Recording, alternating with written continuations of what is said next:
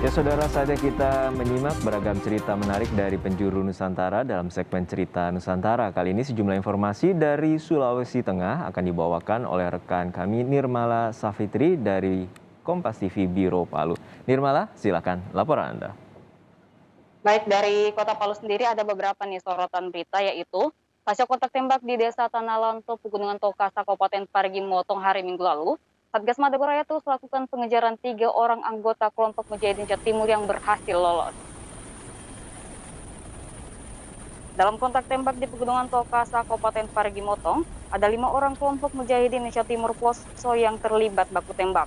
Satgas kemudian menembak mati 2 orang anggota dari kelompok teroris ini. Kabid Humas Polda Sulteng menyatakan, Satgas terus memburu sisa kelompok yang melarikan diri.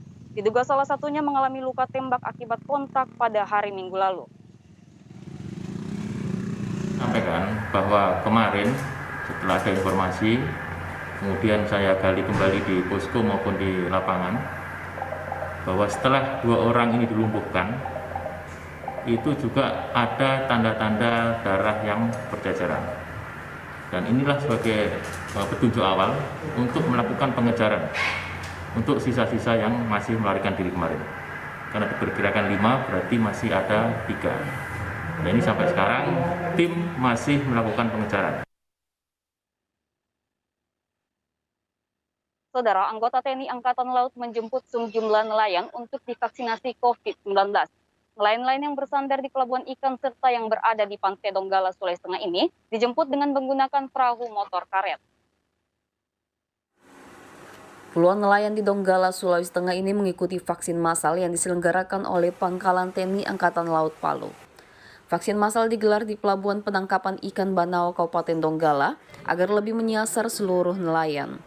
Bahkan nelayan-nelayan yang perahunya tidak bisa bersandar di dermaga serta nelayan yang berlabuh di pantai harus dijemput oleh petugas dengan menggunakan perahu motor karet. Nelayan-nelayan ini langsung didata dan divaksin oleh petugas medis. Penjemputan para nelayan yang sedang melaksanakan aktivitas di laut, kemudian kami dari Lanal Palu mengajak untuk melaksanakan vaksin yang mana benar-benar nelayan tersebut belum dilaksanakan vaksin. Aparat TNI Angkatan Laut bersama pihak terkait menargetkan akan memvaksin seluruh warga di pesisir pantai dan nelayan agar aktivitas kemaritiman bisa berjalan normal. Harapannya seperti apa setelah divaksin? Ya, mudah-mudahan semuanya sehat, jauh dari COVID. Vaksin massal ini juga sejalan dengan target pemerintah yang akan memvaksin 1 juta warga dalam 1 hari. Rolis Mulis, Kompas TV Donggala, Sulawesi Tengah.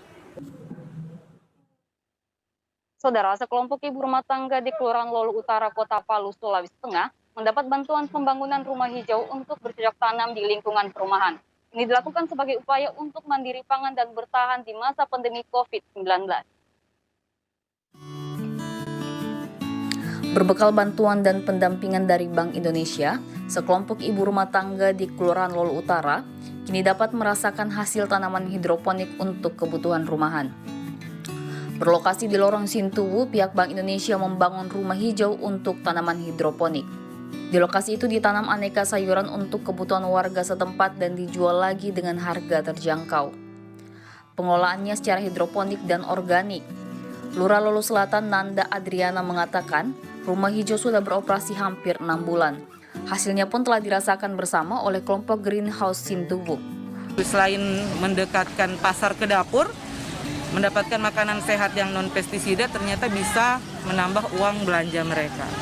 Jadi yang sampai sekarang kita sudah hampir 6 bulan tidak dibantu, tidak disuplai dengan dana, tapi kita sudah mandiri. Greenhouse yang Sintuwu ini sudah mandiri, tidak lagi disuplai Bank Indonesia melalui dana, tapi tetap kita dipantau untuk mendapatkan bantuan-bantuan. Rencananya akan ada perluasan greenhouse lagi. Kita yang dari kemarin tidak tahu apa-apa, setelah adanya hidroponik dan bantuan dari BI ini, kita jadi sangat bersyukur, berterima kasih, dan maksudnya bisa lah kita mempelajari yang ini kan, yang bertani ala hidroponik gitu. Terus cuman kalau dukanya di saat kita menanam, kalau mungkin gagal panen itu mungkin karena penyebab itu hama atau apalah jamur-jamur lain, nah itu dukanya. Tak punya keterampilan sebagai petani menjadi hambatan yang dirasakan ketika menghadapi hama. Dalam beberapa bulan berjalan pun kelompok ibu rumah tangga ini harus menghadapi gagal panen. Meski demikian, gagal panen membuat para wanita itu belajar mengatasinya. Hasilnya pun telah dirasakan bersama. Tak hanya di rumah hijau, para ibu rumah tangga ini juga telah mempraktekkan di rumah masing-masing dengan memanfaatkan pekarangan rumah. Tim Liputan Kompas TV Palu, Sulawesi Tengah. Baik, demikian cerita Nusantara dari Kota Palu hari ini, kembali ke studio. Terima kasih rekan Nirmala Safitri dari Biro Kompas TV di Palu, Sulawesi Tengah dalam segmen Cerita Nusantara.